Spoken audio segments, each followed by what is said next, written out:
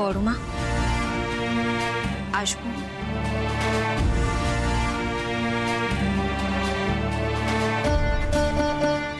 বড় মা, একটা কথা জিজ্ঞেস করার ছিল। তোমার কি মনে হয় যে আমি কি আলো না অন্য কেউ? তুমি কি চাও বড় মা, যে আমি বাড়ি থেকে চলে যাই? আমি কিছু চাইবো কেন? আমি জানিও না, চিনিও না। তুমি তুমি আমাকে চেনো না তার মানে? কথা বলে এই জগতে কেউ আপন নয়। আমি আলোকে চিনি, কিন্তু তুমি আলো না অন্য কেউ আমি সত্যিই সেটা জানি না। সেটাই তো জিজ্ঞেস করছি বড় মা, যে তোমার কি মনে হয় আমি আলো নাকি অন্য কেউ? দেখো, তুমি কে সেটা জানার আমার কোনো আগ্রহ নেই। আমার আগ্রহ এবারের বড় বউকে নিয়ে, আদর্শ বড় বউকে নিয়ে। বড় বউ? আমি তো পিতামহ ভীষ্মের মতো প্রথম থেকে সবকিছু দেখে আসছি। এই বাড়িতে না একটা অদ্ভুত উইল আছে। এটা করা হয়েছিল যখন আমার স্বামী আমাকে ছেড়ে চলে যান। আমার শ্বশুরমশাই এটা করেছিলেন। উইলটা হচ্ছে এবারে সমস্ত অর্থ একটা ট্রাস্টে চলে যাবে, আর সেই ট্রাস্ট পরিচালনার ক্ষমতা থাকবে এবাড়ির বড় বউয়ের হাতে। উইল অনুযায়ী সেই ক্ষমতা প্রথমে আসে আমার হাতে, আমার পরে সেই ক্ষমতা আলোর কাছে যাবার কথা। মানে উইলে তাই লেখা ছিল। তাই এবাড়ির বড় বউ হওয়া মানে কিন্তু শুধু বড় বউ নয়, আরো অনেক কিছু। আলো হিসেবে তোমার যদি সব স্মৃতি ফিরেও আসে, তবু আইনজীবীর কাছে, পুলিশের কাছে, এবারই প্রত্যেকের কাছে প্রমাণ করতে হবে যে তুমি আলো। আর যদি সেটা করতে না পারো, তাহলে কিন্তু সবকিছু চলে যাবে রাধার কাছে। কারণ আলো মারা যাবার পর রাধাই বড় বউ এবাড়ির। সেটা না হয় বুঝতে পারলাম, কিন্তু সেই ক্ষমতা তোমার পরে ইন্দিরার কাছে কেন গেল না? মানে আদির মায়ের কাছে কেন গেল না? সেটা আলোর কাছে কেন গেল? কথায় বলে এই জগতে কেউ আপন নয়। কারণ ইন্দিরা এবাড়ির বড় বউ নয়, সেই জন্যে। হ্যাঁ, যখন কেউ ছিল না তখনও দায়িত্ব পালন করেছে, কিন্তু লিখিত পরিতভাবে সেই ক্ষমতা কিন্তু ওর হাতে ছিল না। সেই জন্যই তো বলছি, এবাড়ির বড় বউ হওয়া যতটা আনন্দের, ততটাই দায়িত্বের। আর কিছু কিছু ক্ষেত্রে তা ভয়ঙ্কর। এবার আমি কিছুটা প্রেডিক্ট করতে পারছি এক্স্যাক্টলি কি হয়েছে। রাধা, তুই কিন্তু এই বাড়িতে একদম সেফ নোস। এই বাড়িতে থাকলে আলো সেনের সাথে যেটা হয়েছিল তোর সাথেও ঠিক সেটাই হবে।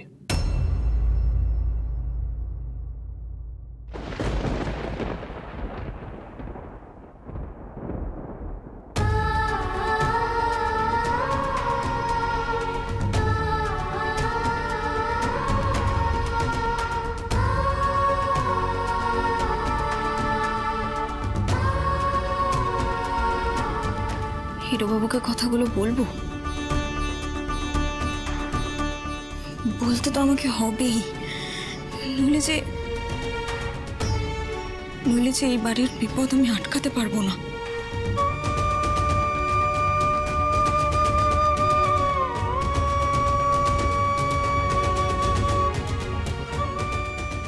তুমি এসো।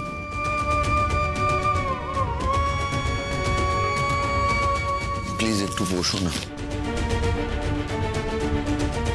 প্লিজ বসো। কথা বলার প্রয়োজন আমার ভালো লাগছে না। এই মেয়েটা আসার পর থেকে কেমন সবকিছু এলোমেলো হয়ে যাচ্ছে দাদা। যে স্মৃতিগুলোকে, সময়গুলোকে পেরিয়ে এসেছি, আবার বারবার ওই পুরনো যন্ত্রণার কথাগুলো মনে পড়ে যাচ্ছে। আমার কষ্ট হচ্ছে রাধা।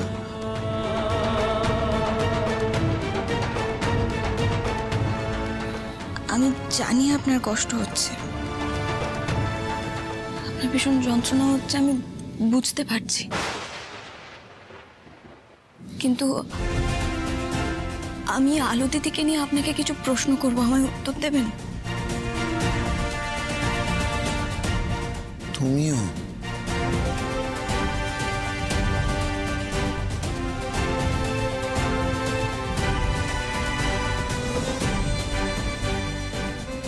হ্যাঁ, উত্তর দেবেন আপনি আমাকে?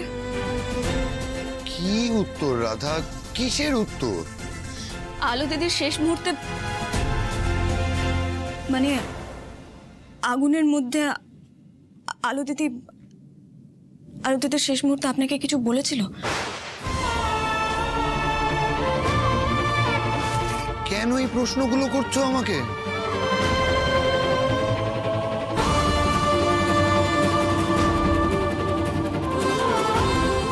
আমি বুঝতে পারছি আপনাকে এই প্রশ্নগুলো করা মানে আবার সেই মুহূর্তের মধ্যে ঠেলে দেওয়া। আর এতে আপনার ভীষণ কষ্ট হচ্ছে, যন্ত্রণা হচ্ছে, বুঝতে পারছি, কিন্তু আমাকে এই প্রশ্নের উত্তরগুলো পেতেই হবে হিরোবাবু। আমাকে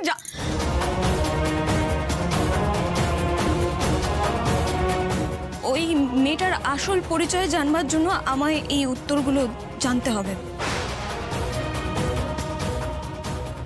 আমাকে ক্ষমা করবেন, আমি আপনাকে সত্যিটা বলতে পারছি না বলে। বলুন না, কিছু বলেছিল আপনাকে? দাদা, কেন জোর করে আমাকে যেখান থেকে আমি বেরিয়ে চলে এসেছি সেখানে ঠেলে দিতে চাইছো? বুঝতে পারছো না আমার যন্ত্রণা হচ্ছে? থামো না দাদা, প্লিজ। থামলে যে হবে না হিরোবাবু, থামলে হবে না। এই বাড়িতে কি চক্রান্ত চলছে সেটা জানবার জন্য আমাকে এই প্রশ্নের উত্তর পেতেই হবে। বলুন না, আলো দিদি কি আপনাকে দেখেছিল? কি বলেছিল আপনাকে? বলুন না, আপনাকে আলো দিদি শেষ মুহূর্তে কি বলেছিল? বলুন না, একবার মনে করে বলুন আমায়, আলো দিদি কিছু বলেছিল আপনাকে? আর যদি ওই আগুনের মধ্যে, চারিদিকে ধোঁয়ার মধ্যে আমি এগোনোর চেষ্টা করছিলাম, আর ও আগুনের ওই পার থেকে চেঁচিয়ে আমায় বলছিল যে আদি এসো না। চিৎকার করছিল, আমি ওকে বাঁচানোর চেষ্টা করছিলাম, জল খুঁজছিলাম, আর ও কনস্ট্যান্ট একই কথা বলে যাচ্ছিল যে তুমি আমায় বাঁচাতে পারবে না আদি, তুমি চলে যাও, তুমি এখান থেকে চলে যাও, তুমি বাঁচো, পুপুলকে বাঁচাও। প্রাণপণে চিৎকার করছিল, আর আমি চেষ্টা করছিলাম রাধা ওকে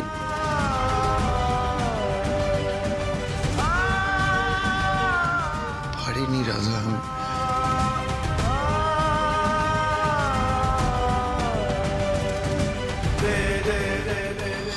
ওকে বাঁচাতে পারলাম না রাধা।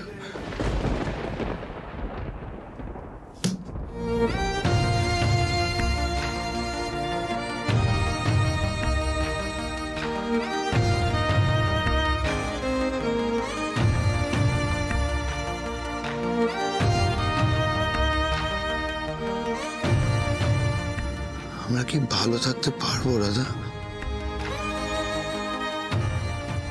নতুন করে জীবনটা শুরু করতে পারবো আদৌ? আনন্দ করে, হই হুল্লোড় করে আমরা কবে নতুন করে স্বপ্ন দেখতে পারবো রাধা? খুব শিগগিরই আমি সবকিছু ঠিক করে দেব। কি মনে হয়, রাধাকে আদিত্য সব সত্যি বলবে? বোঝা মুশকিল। লোকটার মনে মনে অনেক কিছু চলছে, কিন্তু কিছুতেই ধরা দিচ্ছে না। এরকমই প্রকৃতির লোক উনি। এইবার না বললে না আদিত্য সেন বিপদে পড়বে, সেটাও বুঝতে পারছে না। কিন্তু রাধা এখনো আসছে না কেন? হয়তো কিরে রাধা, কিছু বললো?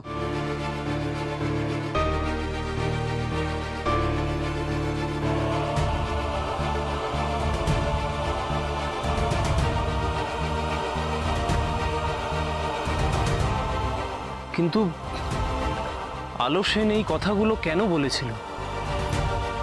কার সম্পর্কে সাবধান করতে চাইছিল আদিত্যকে? না, এই বাড়িতে আর কাউকেই ভরসা করা যায় না। সত্যি তলে তলে এত কিছু যে কিছু বোঝা মুশকিল। রাধা,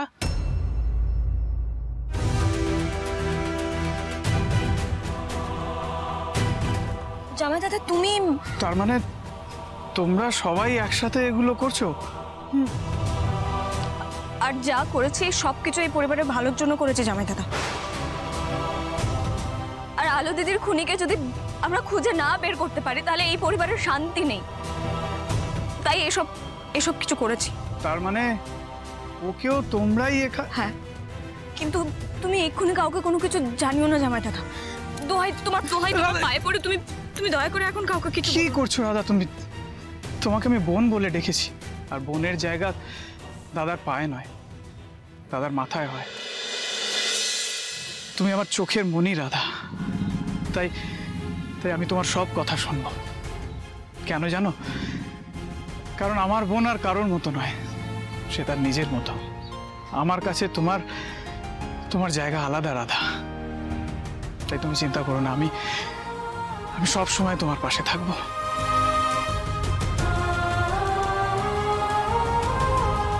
সবই ঠিক আছে, কিন্তু তোমরা যেটা করছো এটা খুব রিস্কি। এভাবে জেনে শুনে নিজেদেরকে বিপদের মুখে ঠেলে দিও না। বিপদ তাড়াতে গেলে তো বিপদের মুখোমুখি হতেই হবে জামাই দাদা, আর সেই কাজটা না হয় এবার আমি করলাম।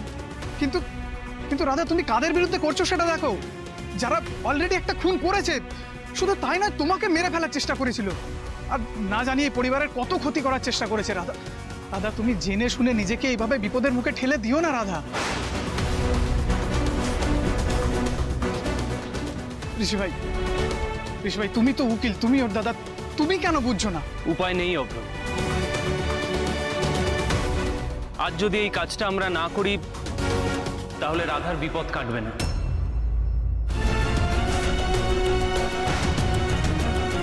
আর একজন খুনি শাস্তি পাবেন। পুপুল আর আদিত্যকে বিচার দেওয়ার জন্য আমাদের এই কাজটা করতে হবে। আর এই বিপদের মধ্যে রাধাকে রেখে আমি তো হাত পা গুটিয়ে বসে থাকতে পারবো না অভ্র। আর কারোর জন্য না হোক, পুপুলকে ন্যায় বিচার দেওয়ার জন্য আমায় এই কাজটা করতেই হবে। পুপুল বোধহয় একা রয়েছে, আমি না যাই একবার পুপুলকে দেখে আসি। আমি আসলাম। সত্যি নতুন দিদি দিনে দিনে পুপুলের মায়ার বাঁধনে জড়িয়ে পড়ছে।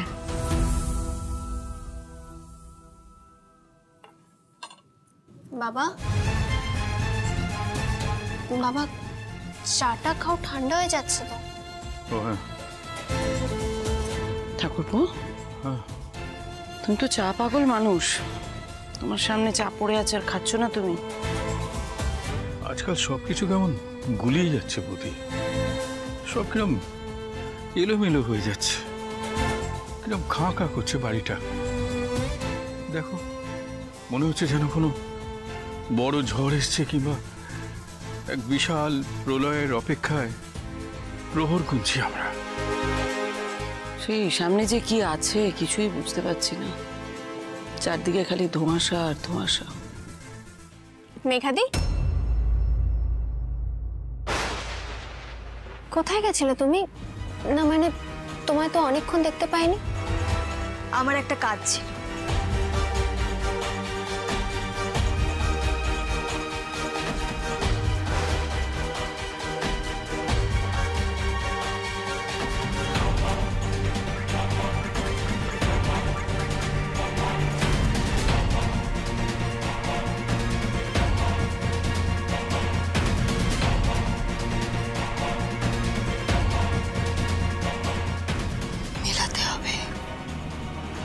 মেলাতে হবে মেঘা, মেলাতে হবে, না মেলালে তোর বিপদ। আচ্ছা, ক্লু পেলাম,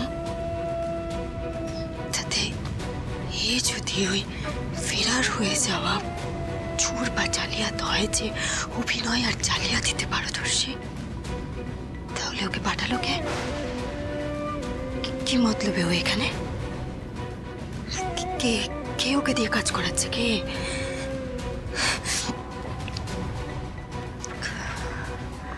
না না না, ওরা কোনো ভুল ইনফরমেশন দিল না তো? কিন্তু সেটাই বা কি করে হয়? আমি তো ছবি ছবি পাঠালাম, ছবি দেখেই তো বললো এরকমই দেখতে। উফ, যতক্ষণ না আমি আইডেন্টিফাই করতে পারছি আমার শান্তি হচ্ছে না। যেদিকে যাকে আসতে বললাম সেও তো এখন এলো না। উফ, কি যে ঘুরে।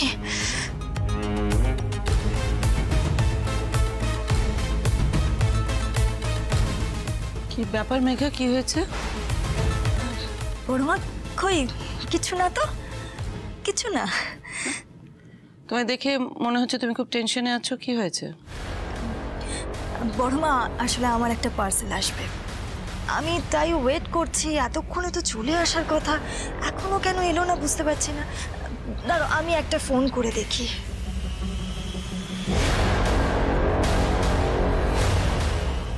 হ্যালো, হ্যাঁ দাদা, আপনি কখন আসছেন? এইভাবে মা আর আলো বৌদিদির মধ্যে একটা ঠান্ডা যুদ্ধ চলতে থাকে। তারপর যখন কিছুতেই কিছু হচ্ছে না, মা তখন বলল যে নন্দিনী আর ছোটদা ভাইয়ের মধ্যে সম্পত্তির অংশ ভাগ করে দিতে হবে। কিন্তু আলো বৌদিদি মেয়েকে বসল। আলো বৌদিদি বলল যে তার দায়িত্ব হচ্ছে সেনবাড়ির সম্পত্তি এক রাখা, আর সে বেঁচে থাকতে এই সেনবাড়ির সম্পত্তি কখনো ভাগ হতে দেবে না। ও তাহলে তারপরেই নিশ্চয়ই রাজা সেন কোম্পানি থেকে টাকা হাতাতে শুরু করে। কি জানি, তারপরে সবকিছু কেমন যেন হয়ে গেল জানো। তবে তবে আলো বৌদিদিকে এই বাড়ি থেকে চলে যেতে বলাটা উচিত হয়নি। তারপর একদিন যখন আলো বৌদিদি এই বাড়ি ছেড়ে চলে গেল, বড় মাও আর থাকলো না এই বাড়িতে। ব্যাস, সব দায়িত্ব এসে পড়লো মায়ের ওপর। এটা খুবই স্বাভাবিক। এত বড় সম্পত্তি থাকলে সেটা অন্য কারোর হাতে চলে যাক, সেটা কেউই চায় না। তাই হয়তো। কিন্তু ঋষি ভাই, তাই বলে মেরে ফেলবে? না না না, এটা আমার বিশ্বাস হচ্ছে না। কারণ দাদা ভাইয়ের প্রতি মায়ের ভালোবাসাটা সত্যি ছিল, একদম একদম জেনুইন ছিল। হ্যাঁ, হিরোবাবু তাই বলেন। আর এত বড় ক্ষতি মণিমা করবেন বলে আমার মনে হয় না। তাহলে কি? বুঝতে পেরেছি, আমার মনে হচ্ছে মেঘা দিদি আর মেঘা দিদির মায়ে সবকিছু করেছে, যারা এই বাড়ির হিরে থেকে জিরে সবকিছু জানে, এই বাড়ির খুঁটিনাটি সবকিছু জানে। আর ওরা খুব সহজে এই বাড়ির মাথাদেরকে ভুলিয়ে যে কোনো কাজ করিয়ে নিতে পারে। এসব কিছু করার পেছনে ওদের স্বার্থ রয়েছে, আর আমার সন্দেহ ওদের দিকেই যাচ্ছে। মেঘা,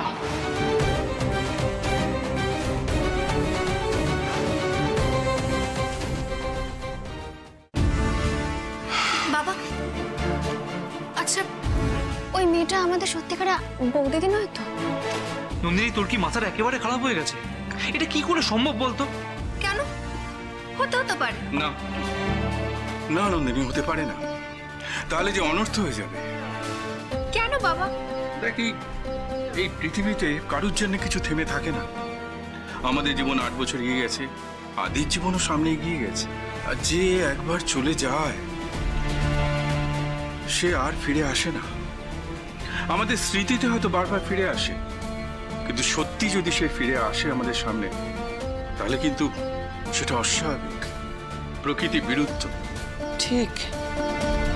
তবে ঠাকুরপো, এখন যে বাড়িতে কি ঘটছে, চারপাশে কি ঘটছে, আমি কিছু বুঝতে পারছি না। সব কিরকম ঘোলাটে, ধোঁয়াশা। পার্সেল। হ্যাঁ, আমার পার্সেল। আসুন আসুন আসুন দাদা। এটা কোথায় গেল? এখানেই ছিল, একটু দাঁড়াও, এক্ষুনি আসবে। কি হলো মেঘা, তোমার এখনো পার্সেল নেওয়া হয়নি? ওটিপিটা আসছে না। কি যে হচ্ছে, ওটিপিটা কেন আসছে না বুঝতেই পারছি না। দাদা আরেকবার সেন্ড করুন না প্লিজ। হ্যাঁ, পাঠাচ্ছি। মা, আমি লুকিয়ে গেছি, তুমি চলে এসো।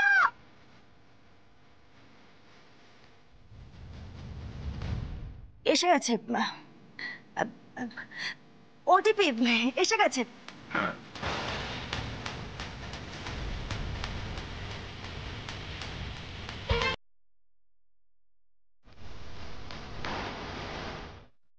মা, এবার তুমি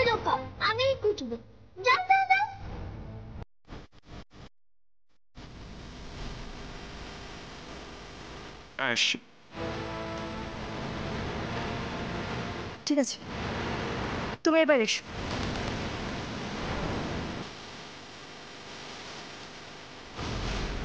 তার মানে এই সেই জালিয়াতি পাকা মেয়েটা, পিছনে পিছনে এত কিছু চলছে,